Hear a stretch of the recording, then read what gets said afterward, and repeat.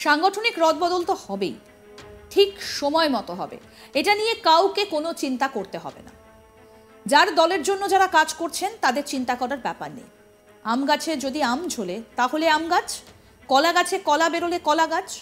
আমি কত দক্ষ, কত রাজনৈতিকভাবে অভিজ্ঞ তার রেজাল্ট দেখলেই বোঝা যাবে। তার পর্যালোচনা শুরু হয়ে গেছে। টিএমসিতে রদবদল যে করেই ছাড়বেন সেই বার্তাই কিন্তু ফের মনে করিয়ে দিলেন অভিষেক বন্দ্যোপাধ্যায়। তিনি বললেন, যাই হোক না কেন সাংগঠনিক রদবদল তো হবেই, আর তাতেই ভয় ধরেছে দলের তাবড়ো তাবড়ো নেতা নেত্রীদের। কার কার পথ যাবে সেই চিন্তায় ঘুম উড়েছে অনেকের। ডায়মন্ড হারবারে শুরু হয়েছে সেবাশ্রয় প্রকল্প। বৃহস্পতিবার সকালে ডায়মন্ড হারবারের এসডিও মাঠে নিজে গিয়ে প্রকল্পের উদ্বোধন করেছেন ডায়মন্ড হারবারের তৃণমূল সাংসদ অভিষেক ব্যানার্জি। এই কর্মসূচিতে সংশ্লিষ্ট লোকসভা কেন্দ্রের 7টি বিধানসভায় সকলের জন্য বিনামূল্যে স্বাস্থ্য শিবিরের আয়োজন করা হয়। শিবির শুরু হলো ডায়মন্ড হারবার বিধানসভা এলাকা থেকে। এদিন সাংসদ নিজে ওই শিবির সরেজমিনে খতিয়ে দেখলেন, আর সেখানেই সাংবাদিকদের মুখোমুখি হয়ে দলের রদবদল নিয়ে বলেন, সাংগঠনিক রদবদল তো হবেই, ঠিক সময় মতো হবে। যখন রদবদল হবার তখন ঠিকই হবে।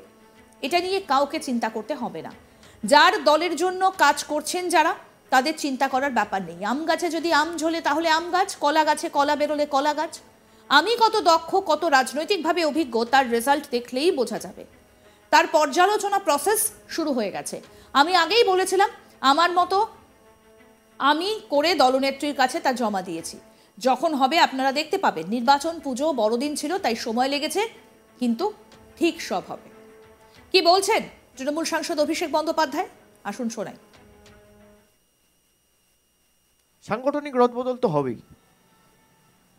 দেখুন, যেখানে ঠিক সময় হবে, আপনারা এগুলো নিয়ে বাড়তি আলোচনা বা গুরুত্ব না দিলে আমি খুশি হব, কিন্তু রদবদল যখন হওয়ার ঠিক হবে এ নিয়ে চিন্তা করতে হবে না। যারা দলের জন্য কাজ করেছে তাদের চিন্তা করার তো কোনো ব্যাপার নেই। যারা গাছ, তোমার নাম কি ফলেই পরিচয়। আম গাছে যদি আম ঝোলে তাহলে আম গাছ, জাম গাছে জাম ঘুরলে জাম গাছ, আর কলা গাছে কলা বেরোলে কলা গাছ। তো আমি কত পরীক্ষিত, কত দক্ষ, কত রাজনৈতিকভাবে অভিজ্ঞ তার রেজাল্ট দেখলেই তো বোঝা যাবে। তার পর্যালোচনা প্রসেস শুরু হয়ে গেছে। আমি আগেও বলেছিলাম যে আমি আমার মতো সেটা করে দলনেত্রীর কাছে জমা দিয়েছি। যখন হবে আপনারা দেখতে পাবেন। হয়তো নির্বাচনের পর নির্বাচন ছিল, পুজো ছিল, তারপরে এই বড়দিন টড়দিন ছিল, একটু সময় লেগেছে, কিন্তু ঠিক হবে। সে আমি বলতে পারবো না, সে তো দলনেত্রীর সিদ্ধান্ত।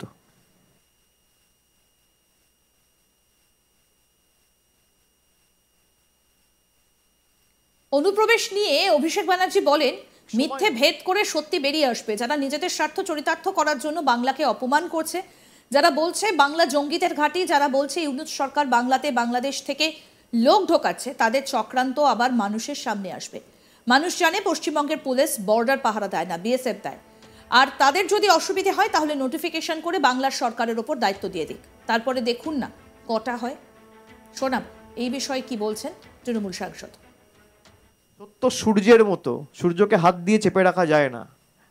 সত্যকে কোনোদিন ঢেকে আটকানো যায় না। আপনি যত চক্রান্ত কুৎসা করুন, কুৎসা চক্রান্তের চক্রব্যূহ ফাঁদ ভেঙে সত্য বেরিয়ে আসবে। যেমন সন্দেশখালি বেরিয়ে এসছে, আরজিকর বেরিয়ে এসছে, বিজেপির চক্রান্ত বেরিয়ে এসছে। আগামী দিনও যারা আবার নিজেদের রাজনৈতিক স্বার্থ চরিতার্থ করতে বাংলাকে অপমান করছে, যারা বাংলাদের বলছে জঙ্গিদের ঘাঁটি, যারা বলছে বাংলা থেকে অবৈধভাবে বাংলাদেশ থেকে লোক ঢুকাচ্ছে আমাদের সরকার, তাদের চক্রান্ত আবার জনসমক্ষে আসবে। মানুষ জানে বর্ডার পাহারা পশ্চিমবঙ্গের পুলিশ দেয় না, বর্ডার সিকিউরিটি ফোর্স দেয়। আর যদি তাদের অসুবিধা হয় দায়িত্ব দিয়ে দিক, নোটিফিকেশন করে বাংলা সরকারের উপর, তারপর দেখুন না কটা হয়। আপনি বলুন না, একটা আমাকে সিবিআই ইডি কেস দিন না যেখানে লাস্ট 10 বছরে 12 বছরে একটা সুরাহা হয়েছে। আমি 4টে 5টা 10টা কেস ছেড়ে দিলাম, প্রতি মাসে 4টে করে সিবিআই কেস দিয়েছে আদালত। একটা কেস দেখান যেখানে সিবিআই ইডি তদন্ত করে একটা সুরাহা করেছে, একটা, গত 10 বছরে দেখাতে পারবেন না। বড় ভাষণ দিয়ে তাহলে দেশের আজকে এই দুরবস্থা কেন? মূল্যবৃদ্ধি এত বেড়েছে কেন?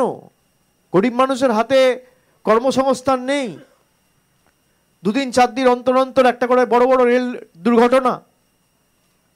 আপনারা বুলেট ট্রেন আনবেন আর মিনিমাম অ্যান্টি কোলিশন ডিভাইস বা কবচের ব্যবস্থা ট্রেনগুলোতে করতে পারছেন না।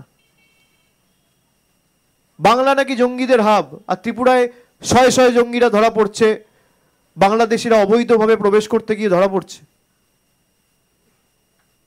এই ডবল ইঞ্জিন সরকারের নমুনা নিদর্শন, এটা তো জানা উচিত।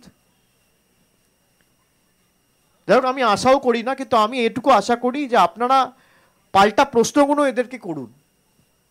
যা বলে আপনারা চুপচাপ শুনে চলে আসেন, পাল্টা প্রশ্ন করুন না।